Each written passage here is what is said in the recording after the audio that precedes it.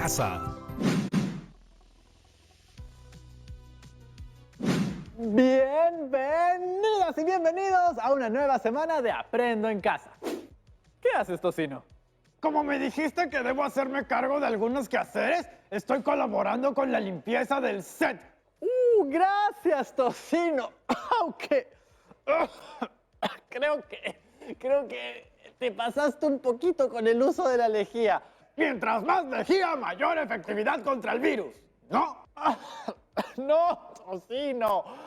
Todo tiene una proporción exacta. Si no, en vez de cuidarnos, podemos hacernos mucho daño. Tu limpieza extrema me ha hecho pensar en que el tema de esta semana podría ser problemas ambientales y ecológicos y cómo ayudar a resolverlos desde casa. Vamos a hablar de todos estos químicos que estamos usando más en estos días. El Ministerio de Salud recomienda que debemos usar 20 mililitros de lejía por cada litro de agua.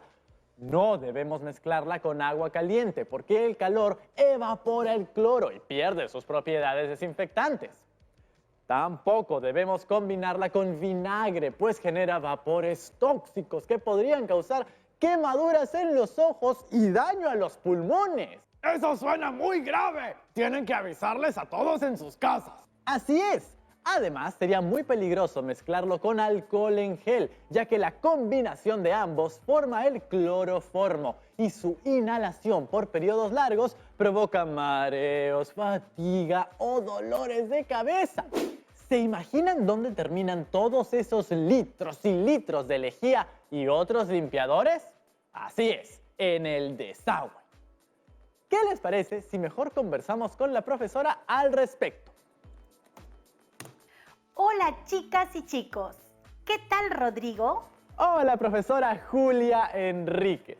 Como ahora usamos más estos productos de limpieza que antes, estuve investigando y descubrí que si no los usamos de forma correcta pueden ser dañinos. Así es Rodrigo, a veces podemos caer en excesos o usos inadecuados. Esto puede llegar a causar graves perjuicios a nuestra salud. Ya que estamos en un programa del área de comunicación, ¿qué les parece si trabajamos un texto que nos permita comunicar estos mensajes? ¡Genial! Podemos elaborar un texto que brinde recomendaciones para el uso adecuado de los productos de limpieza en el hogar, cuidando de nuestra salud y el medio ambiente. ¿Qué les parece? Y al terminar, las próximas 2 semanas lo podemos poner en un fanzine. Un fanzine es como una pequeña revista temática. El término fanzine proviene de la unión de las palabras fan y magazine. Literalmente es una revista para fans. Es una revista de escaso tiraje y distribución, hecha con pocos medios por aficionados a temas como el cómic, ciencia ficción, cine, música, pop, etc. Nosotros la utilizaremos para reunir nuestros productos de las diversas áreas durante esta y la próxima semana. En el siguiente programa aprenderemos sobre su estructura y principales elementos. ¿Qué les parece si hoy hacemos algo diferente? Trabajaremos la comprensión de un texto, pero no escrito, sino oral. ¿Se refiere a un texto hablado en lugar de un texto escrito? ¿Qué te parece si hacemos un texto oral como reto de este programa? Ya. Entonces nos toca informarnos sobre el tema para realizar nuestro texto oral y podemos colocar las ideas principales que surjan en un texto escrito en nuestro fanzine. Veamos nuestro camino de aprendizaje de estas 2 semanas. Hoy vamos a analizar textos orales sobre los agentes limpiadores en el hogar. Asimismo, planificaremos un texto oral al respecto. En nuestra siguiente sesión de esta semana vamos a aprender sobre el fanzine, que será el soporte de todos nuestros productos de las diversas áreas durante estas 2 semanas. Asimismo, revisaremos nuestro texto oral para obtener las ideas centrales. Con dichas ideas centrales, La siguiente semana planificaremos un texto escrito donde se recomiende el uso adecuado de los productos de limpieza para cuidar nuestra salud y el medio ambiente. Finalmente, elaboremos y publicaremos la versión final de nuestro texto y la colocaremos como parte de nuestro fanzine. Conversemos un poco sobre el tema. ¿En qué medida ha cambiado el hábito de usar productos de limpieza en sus hogares?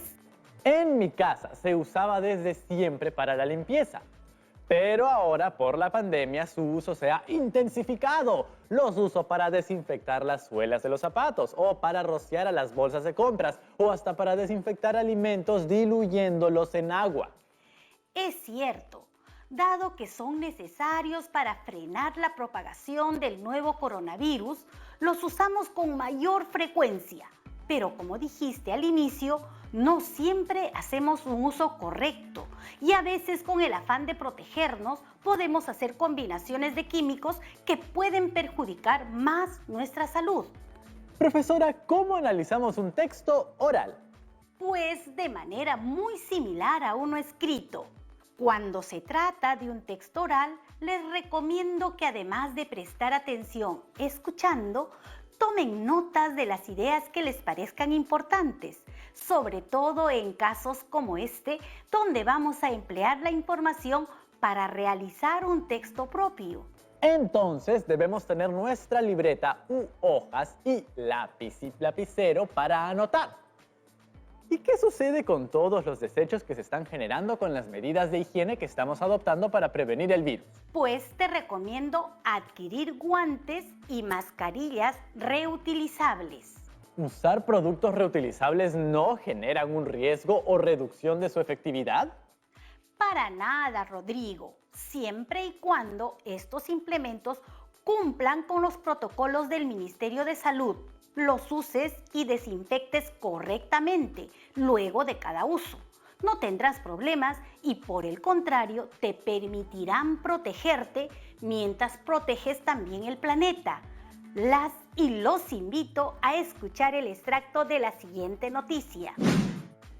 Si alguna cosa buena hemos sacado del impacto del nuevo coronavirus en nuestra vida, es que en las ciudades se respira un aire más limpio por la importante caída de la contaminación ambiental. Sin embargo, el uso masivo de productos desinfectantes está empobreciendo la calidad del aire en los hogares. La salud del planeta también se ve perjudicada, aunque no existen datos oficiales sobre cómo afectará al medio ambiente el mayor uso de desinfectantes. Lo que está claro es que de una forma u otra estos acabarán en los desagües. Y es que utilizando una mayor concentración de desinfectantes no se va a conseguir una mayor desinfección. Lo que sí se consigue es poner en riesgo nuestra salud y la del medio ambiente. La proporción para la lejía, uno de los productos más usados, es de 20 mililitros por 980 mililitros de agua fría. Además de lo anterior, hay otro problema grave, y es el exceso de plásticos. La Organización de las Naciones Unidas estima que 13 millones de toneladas de plástico son arrojadas al mar cada año y que la mitad del plástico producido a nivel mundial es para artículos de un solo uso. El buceador francés Laurent Lombard ha grabado imágenes cerca de Antibes, en la costa de Francia, el fondo del mar Mediterráneo, y está recibiendo mascarillas y guantes de protección. Según un informe del Fondo Mundial para la Naturaleza, WWF, si solo el 1% de las mascarillas se desecharan de forma incorrecta y se dispersaran en la naturaleza, se daría lugar a que hasta 10 millones de mascarillas al mes contaminaran el medio ambiente. Me quedo pensando en el texto oral que acabamos de escuchar y que analizaremos después de la pausa. ¡Ya volvemos! ¡No se vayan!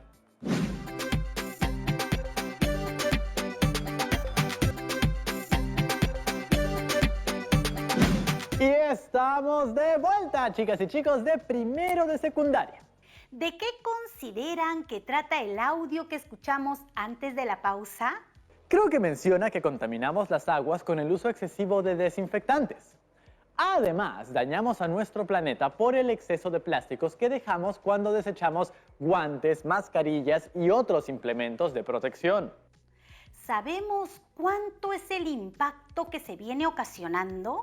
La noticia decía que como la pandemia es nueva, aún no hay datos oficiales, pero ya se han encontrado guantes y mascarillas en el fondo del mar.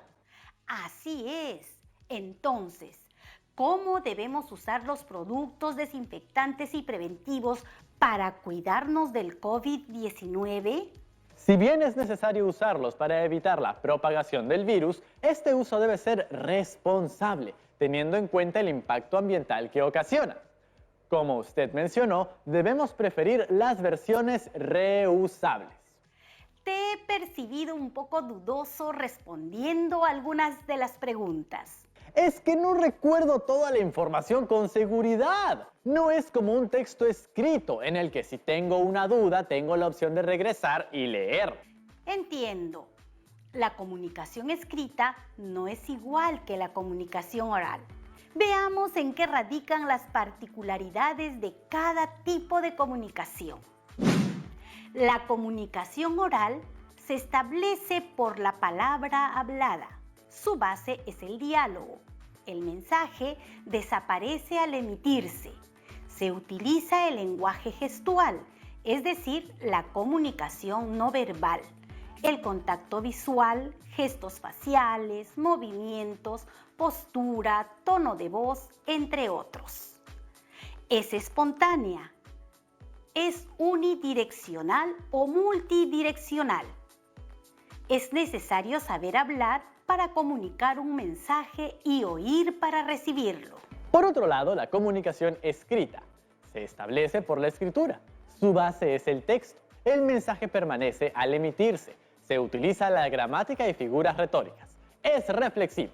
Es unidireccional. Es necesario saber escribir para emitir un mensaje y leer para recibirlo. Entonces, la comunicación oral se establece a través de la palabra hablada, bien sea de modo presencial o a través de medios como los teléfonos, las videollamadas, radios, etc. Además, los textos escritos requieren un mayor trabajo de elaboración, ¿no? Depende de la situación comunicativa. Sin embargo, es verdad que cuando uno escribe, sí se sigue un proceso más riguroso. La planificación, el borrador, revisiones, correcciones, etc. El diálogo es la base de la comunicación oral. ¿Es lo mismo que una conversación? Sabemos que en todos los actos de comunicación hay un emisor y un receptor. El diálogo es una forma de comunicación más estructurada, a diferencia de una simple conversación, donde se da un intercambio de intervenciones entre dos o más interlocutores que alternan las funciones de emisor y receptor con la finalidad de manifestar sus ideas o sentimientos en torno a un determinado tema de interés común y llegar a unas conclusiones satisfactorias para todos. Entonces, el diálogo se da cuando hablamos con una persona o más para exponer ideas, experiencias, conocimientos y hasta sentimientos. Implica una conexión humana más profunda. Es un acto menos trivial. Así es. ¿Qué les parece si nuestro texto oral lo creamos en conjunto con nuestras familias, dialogando con ellas sobre el uso adecuado de los productos de limpieza en el hogar para cuidar nuestra salud y el medio ambiente? Profesora, dado que un diálogo no es igual que una conversación, ¿existen algunas pautas o una estructura a seguir? El diálogo se organiza en los siguientes momentos. Apertura, que consiste en un saludo entre los interlocutores participantes. Luego viene la orientación, que se da cuando se expone, presenta e inicia el tema. Le sigue el desarrollo, que son las intervenciones de los participantes. Y como todo tiene su final y nada dura para siempre, concluye con el cierre, que constituye la despedida y el fin del diálogo. Entonces, ¿aquí también debemos hacer una planificación? Como con todo texto, vamos a planificarlo definiendo la situación comunicativa. Tendremos en cuenta estos 4 puntos. 1. Tema. ¿Cuál es el tema del que se va a hablar? 2. Propósito. ¿Para qué dialogarán? 3. Situación. ¿En qué contexto se desarrollará el diálogo? Y 4. Tiempo previsto. ¿Cuánto durará aproximadamente? Entonces, vamos a hablar de los productos de limpieza y su uso correcto para el cuidado de nuestra salud y el medio ambiente. El propósito es dialogar para conocer el buen uso de los agentes desinfectantes a partir de los pensamientos, experiencias y sentimientos de los interlocutores, que serán nuestros familiares, para establecer recomendaciones que luego compartiremos. Bien, Rodrigo. ¿Dónde llevarás a cabo el diálogo? ¿En qué momento? ¿Cuál será el contexto? Les sugiero buscar el momento más apropiado para que toda su familia pueda participar. Bueno, en mi caso me conecto a almorzar con mamá y papá por videollamada, los sábados y los domingos. Podría ser uno de esos días. Bien, Rodrigo, es una buena idea. Las chicas y los chicos que nos ven en casa pueden acordar tener este espacio de diálogo en un momento similar, previo acuerdo con sus familiares. Recuerden que en nuestra convivencia no debemos imponer, sino entre todos llegar a un acuerdo. Bien, ahora que ya tenemos la planificación, debemos asegurarnos de conocer el tema. Para ello, puedes buscar información en internet, noticieros o radio, como para los textos orales que revisamos al inicio del programa. ¡Claro! Así como no podemos escribir sobre lo que no conocemos, tampoco podemos hablar sin saber. Entonces, será clave buscar información. Sí, sería importante que tus ideas estén ordenadas y definidas antes de dialogar. Así asegurarás el propósito comunicativo. Te puedes ayudar de un organizador visual como el que te presento a continuación. En el recuadro colocas el tema y en las líneas colocas ideas clave que no te gustaría dejar de mencionar en el diálogo. Profesora, ¿en el diálogo podemos hacer preguntas? Claro que sí. Es muy valioso preguntar. Recuerden que antes de formular una pregunta, tienen que tener claro su objetivo. No se trata de que tú ya sepas las respuestas y solo preguntes para que reafirmen lo que ya sabes, sino estés abierto para aprender realmente de los demás. Te recomiendo hacer una lista de las dudas que tienes, agruparlas por tema y formular preguntas con respuestas amplias en lugar de un sí y un no. En tu diálogo, evita preguntas como ¿usted usa detergente? ¿Quieres cuidar el planeta? ¿Sabes que si usas mal los productos de limpieza puedes dañar tu salud? No plantear preguntas que ya tengan incluidas la respuesta. Por ejemplo, si preguntas ¿qué tan malo es usar desinfectante para ti? Ya estás relacionando al desinfectante un concepto de un producto malo para la salud. Por otro lado, no hay que hacer preguntas tan complejas ni con palabras rebuscadas. Mientras más simples sean nuestras interrogantes, más fácil será la comprensión y obtendrás las respuestas más rápido. Mire, profesora, tengo estas preguntas. ¿De qué forma podemos ser más responsables con el uso de los agentes de limpieza? ¿Qué se te ocurre que podemos hacer para disminuir el impacto de estos productos en el medio ambiente? ¿Qué recomendaciones debemos tener al momento de usar la lejía? Veo que este diálogo con tu familia será muy provechoso. Ustedes también deben plantear las preguntas que desarrollarán en el diálogo en sus familias. Profesora, para que el diálogo fluya con naturalidad, ¿cuál sería la forma de ordenar nuestras intervenciones? ¿Hay un moderador? No, Rodrigo. En un diálogo no se exige el rol de un moderador porque el intercambio de pensamientos se hace entre personas que están siguiendo un hilo comunicativo. Por eso exige mucho de la persona que tenga una actitud de escucha activa. Sin embargo, sirve mucho que establezcan algunas normas que organicen las intervenciones y aseguren su fluidez. Por ejemplo, no deberíamos usar teléfonos celulares o distraernos con la televisión cuando alguien está hablando. De acuerdo, Rodrigo. También deben esperar que la persona que se encuentra hablando termine para hacer una siguiente intervención. ¿Qué otras normas de cortesía se les ocurren para garantizar un buen diálogo?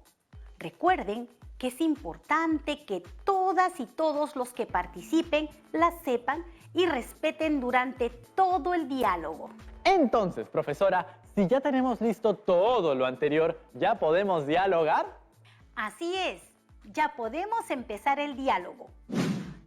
No hay una única forma de llevarlo, porque dependerá de cómo se va desarrollando el intercambio de pensamientos, pero deben asegurarse de que se cumplan y respeten los momentos del diálogo: apertura, orientación, desarrollo y cierre. Veamos. En la apertura saludamos a las y los participantes. Les agradecemos su tiempo y aportes. Luego, en el momento de orientación, presentamos el tema, que en nuestro caso es recomendaciones para el uso adecuado de los productos de limpieza en el hogar para cuidar nuestra salud y el medio ambiente. Además, presentaremos las normas de cortesía que permitirán alcanzar el propósito comunicativo, el tiempo que durará la actividad, entre otros. Ya con las reglas claras, sigue el desarrollo. Aquí viene el intercambio de pensamientos, cumpliendo las normas y los tiempos pactados. Puedes ir anotando las ideas que consideras importantes y que luego te ayudará para plasmar tus recomendaciones. Finalmente, terminamos con el cierre, momento en el que agradecemos a todas y todos los participantes por hacer contigo este ejercicio y nos despedimos. Profesora, ¿y qué recomendaciones debemos tener al momento de estar dialogando? Al momento de dialogar, intercalarás tu rol. A veces serás emisor y otras actuarás de receptor. Cuida que tu registro y contenido sea el adecuado, según el propósito, tema, situación planificada y tiempo previsto. También evita en todo momento desviar el tema. Cuando te toque escuchar, hazlo de forma activa. Te ayudará mucho que estés atento a las señales y no verbales. Un bostezo, un gesto, una mirada, y por ningún motivo interrumpan a su interlocutor para precisar, corregir o repreguntar. Esperen a que termine su idea. Creo que ya estamos listos para dialogar con nuestras familias, ¿no, chicas y chicos? Recuerden que de la reflexión que harán con sus familias, formularemos un texto de recomendaciones para el uso adecuado de productos de limpieza que colocaremos en nuestro fanzine. Así que será muy importante que graben cada respuesta de su diálogo en un audio. Y si no les es posible, tomen muchos apuntes y guarden sus apuntes y o grabaciones en su portafolio. Este será el insumo para que la próxima semana hagamos un texto para el fanzine. Tenemos algunas preguntas, profesora. Vamos a responderlas.